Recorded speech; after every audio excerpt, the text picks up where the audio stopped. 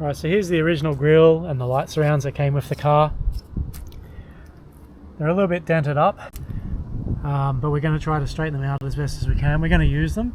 We're just going to touch them up though with a bit of paint, black paint around the surrounds. I've already masked them up to protect the silver. As you can see here, the silver here highlights for the GT. They blackened out the rest of the grille on the GTs except for just along the top and the bottom. So I've cut this tape to size and masked that up, as well as the very upper and lower edges, and yeah, just going to give it a clean and then we'll paint them up.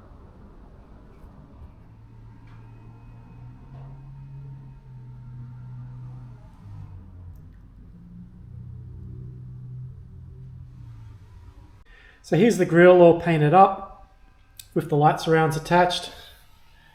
Some new stainless screws that are screwed into some new clips. So I've gone ahead and installed the original red GT center badge, and unfortunately it's still dented here. I don't know what happened, but it's got a pretty severe dent here and a little bit damaged there, a bit bent. I've gone and tried to clean up the top of this as best as possible along the edge there, but I'll polish it a little bit later. It doesn't have to be installed until much later on in the game. Just showing you with the blackouts now painted and the chrome portions standing out. And last thing to install is the GT badge. Got the original badge here, HYB 360 something, so can't quite read it without my glasses, but it's looking pretty period. It's not really that fresh a paint job in there, but that's fine. I'm going to leave it as is. It's got a pretty nice charm to it, worn out like that, much like my rear boot badge. The only drummer is I can't remember exactly which position this gets installed in, so I'll have to look at the manuals and fit that in the proper location. There's a couple of positions it could go. It's somewhere along here anyway. Just can't quite remember where. So we'll go and fit that anyway. And we'll put this to the side. We're not going to install it now. And yeah, we'll continue on with the engine.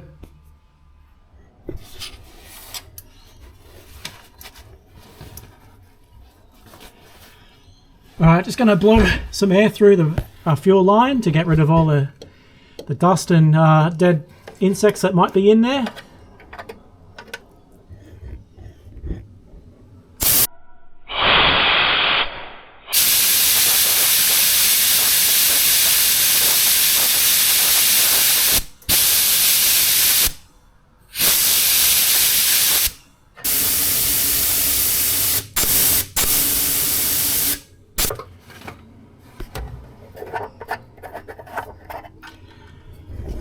A bit of surface rust on this this line here. There won't be any problem, although cosmetically it doesn't look that great, but not a lot I can do about that, as long as it doesn't have any pinholes, but we'll soon find out. So I'm going to go ahead and install the SU pump now on the rear subframe. We've connected it to a brand new fuel filter, which is then connected to the fuel line that goes inside the boot. So I've got the new foam insulating pad here connected to the bracket, clamped down, and I'll just go ahead and install this into the car. We've got the earth connected, and here's the power.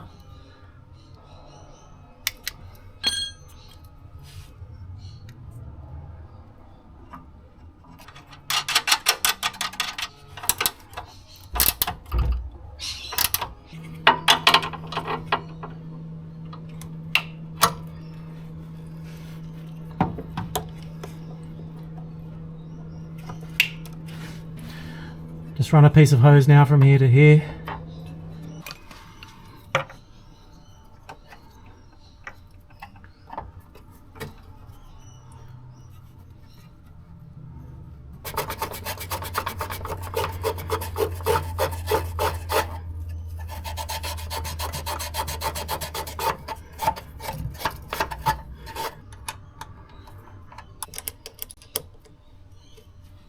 So I think what's going to happen here is I fed too much of this up on the hard line, and fuel's probably going to pump up on the outside of this hard line. So I'll take this off.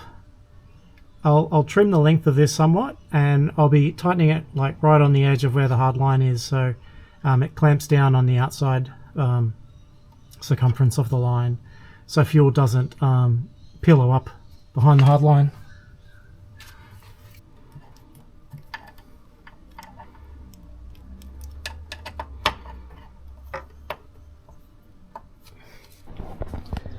Alright, so we'll just go and fill this up now with some fuel, and we'll see if there's any leaks with the fuel line.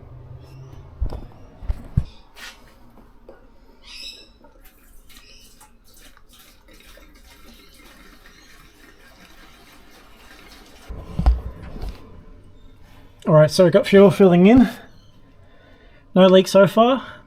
I've wired it up just to DC power here, power supply. So I'll just crank the voltage.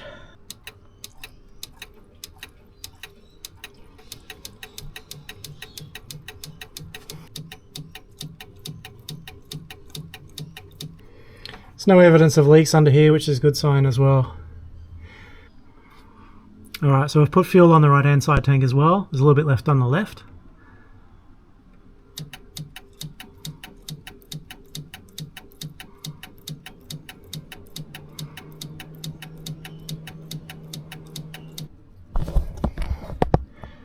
Alright, so I might actually go up to the front of the car and connect the car battery to the white lead that's up in the engine bay. And I've just connected the negative to the body of the car and the positive to this white lead. So this white lead is unique to the GTs. This is the fuel pump line which connects to the fuse box. So the classic Clubmans don't have this.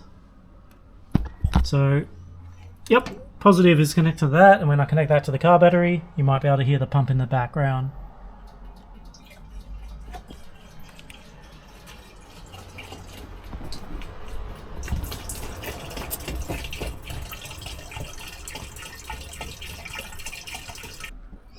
So I've just reconnected the white line to the fuse box. Got 2 fresh fuses in there and 2 spares. So we're done with that. We'll just put the cover on. Hopefully we can leave that alone now for the rest of the build. So you may be able to just make out, but the breather for the SU electric pump had to be connected to the little nipple that goes into the cabin or the interior, so it goes underneath the back seat. I've just connected the silicone hose, so there's a little hose that has to bridge the two, and yeah, with a lot of difficulty I've managed to install that hose while the rear subframe was still installed. I didn't have to lower the subframe, and got it on the little nipple there. So that's connected, and you can see the hose connected up to the SU pump as well. See there, you can see the hose connected up and going above the subframe and then connecting to that little bleed nipple or vent valve. And just for the benefit of those who want to know how I did it, these are the tools that I had to use. So just bend a little bit of stainless wire to hook it. I had to use this little pick as well to hook it. I fed the silicone hose through just an old pen, hamptonin.com or hampton.com. So silicone hose just got fed through there, and that went above the subframe, and then I'd push it towards the nipple and then hook the excess hose. So I had about that much hose going past the straw or the pen tube, and then I would hook like this and pull it down towards the nipple, and then use the straw to push it on. So managed to get it on. Probably took the best of an hour, but it got on. So anyway, it saves having to have the subframe removed to install. You can install it while the subframe's installed. So I've just given these 2 splines on the drive shafts a bit of a tidy up. I've got to put a new seal on this side, the driver's side. We've got a rubber boot on this side which is in good condition, so we'll leave that one. Got all the grit and grease out of them, well, as best as I could. I'll give it a final clean with a clean brush just before final install, but we're going to go ahead and set up the Hardy Spicer joints now. And here's the Hardy Spicers. So I've just given them a light coat of black enamel. Here's the other. So these are the original. They say Hardy Spicer. They came with the car. I was missing one for quite a few months, and I had to keep on bugging the seller if he had the other one, because I really didn't want to buy a new set or an aftermarket set. But they are hard to come by and they are expensive. But fortunately he came through so he could complete the set. So these will bolt on to the diff, and these go on to the splines on the drive shafts.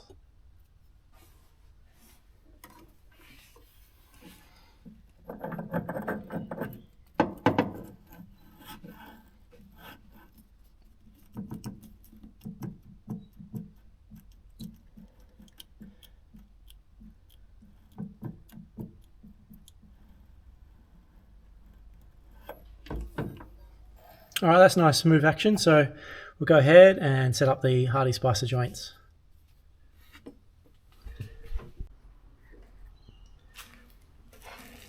Right, so there they are, pretty well complete.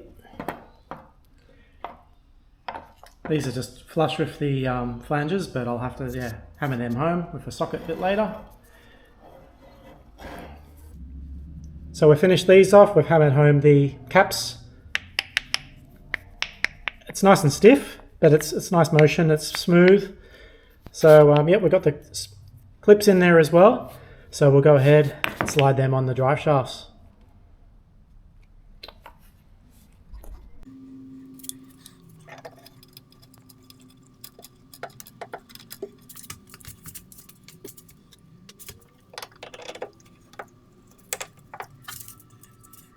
So I just got to get some cable ties to install on either side there. Have to go up and pick some up.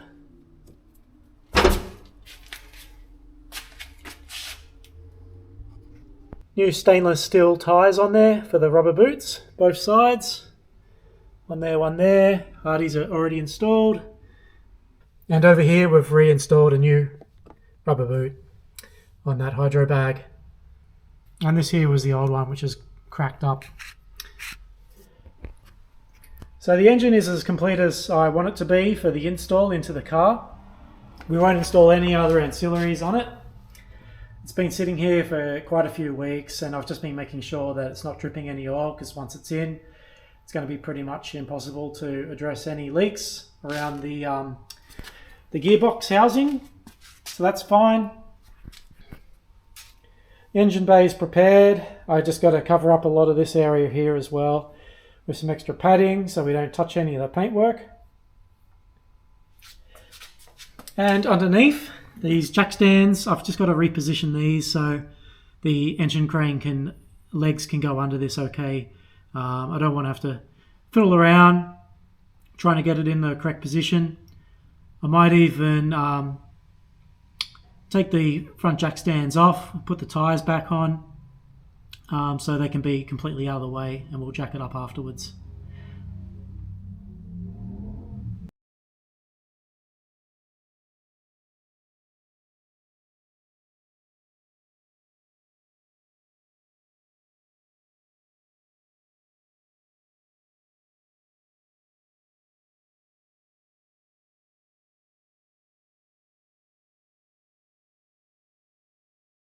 Alright, so we're right on the verge of hitting that firewall. I've got the engine tilted as much as I can with this setup, which isn't the best. It's not the proper rigging to tilt the engine properly. But unfortunately one of the legs is now hitting the driver's front wheel, so I'm going to pause for a minute. I might have to use the jack to jack this side up and reposition the jack stand so I can continue on. But we're pretty much where we need to be. However, I'm limited with adjusting the engine crane at the moment, so I need to try to get some more freedom in there before lowering this down. So I'll pause for the moment and evaluate the situation and try to reposition everything to continue on. Alright, so we've got one jack stand under there now, taken the driver's tyre off. I think I can leave that side as is. Not the best of setups really, but I can't put a jack stand over on that passenger side there. So we'll leave it with that. Now we'll try and drive it back in.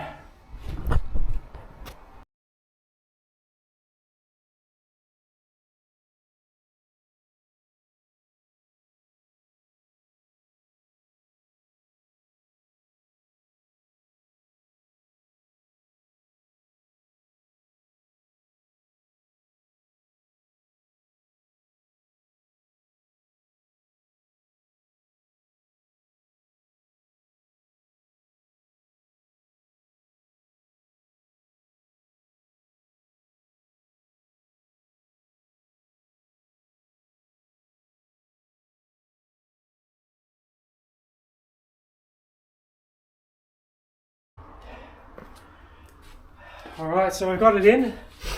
That was hard. I've done it a few times, but I don't think I've ever had to concentrate so hard in my life. Trying to just nudge this in ever so slightly, not hitting any paintwork. I haven't connected the Huddy splicers yet. I couldn't quite get them fitted while I was lowering the engine, but I've just put 2 bolts in the engine mounts. There's 4, there's 2 on each side, but I have to get some new ones. The ones I've got are just some old rusty ones, but it's just positioned the engine at the moment. So I'll bring you in for a closer look now. I'll show you. Unfortunately, the fins on the gearbox just nicked the very, very edge of the subframe, so I'm going to have to touch that up with some paint, but I'll bring you in for a closer look.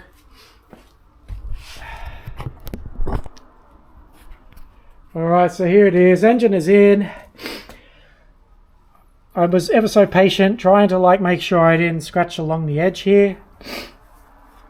It's just dusty, but we'll have a look. I don't think I chipped any paint. Ooh, got a little bit nicked here. I don't know if I did that or was like that anyway. I don't see any loose bits of paint, so it might have actually been like that. A little bit of damage there.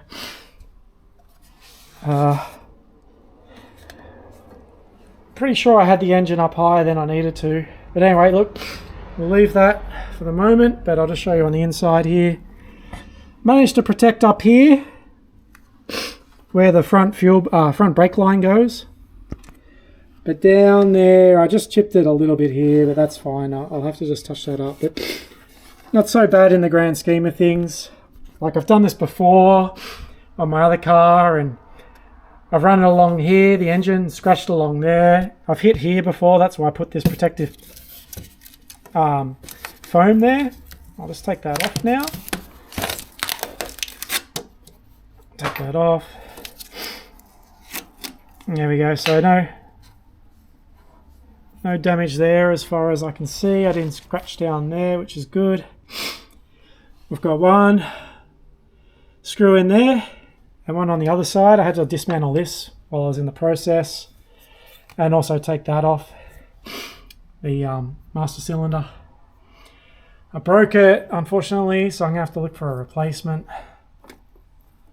The little positioning lug snapped off in there, unfortunately. This one is okay. I'll just have to get a new old stock, I think. Replace this one here. But yeah, it's installed. It's flexible, so I can play around now with the Hardy splicers. Also, I had to take the breather off here. It was just hitting along here. So I think I scratched it a little bit as well. So yeah, it's scratched along there a bit. Had to take the bottom hose off, and I was paying extra attention on this lip here. I didn't want to hit that lip with the remote gearbox, so managed to avoid that completely, which I'm happy about. And also here,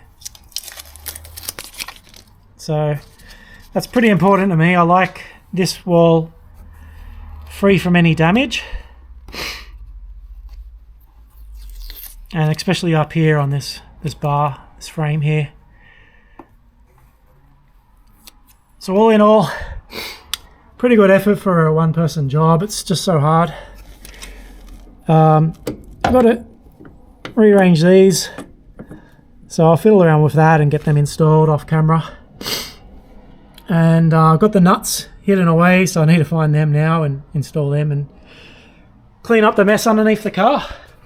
So good news is that I can get the jack stands back up in there now properly, take the wheels back off and tidy up the rest of the engine installation.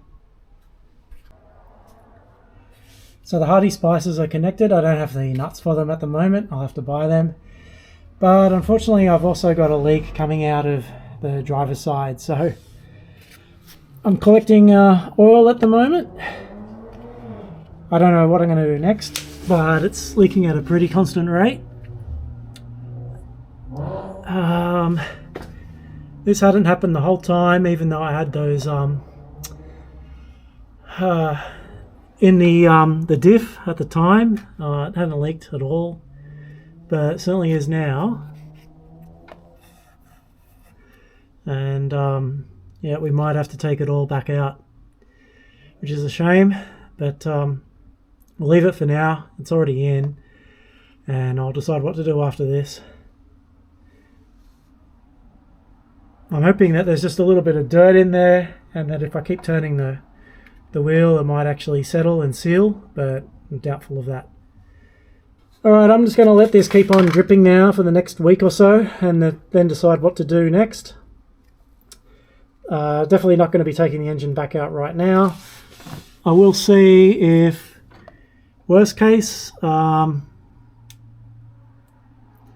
try to replace it while it's in the engine. While it's in the car. Take the drive shaft out, remove this joint, clean it up again, try to reseal it. We'll obviously have to take all the oil out as well.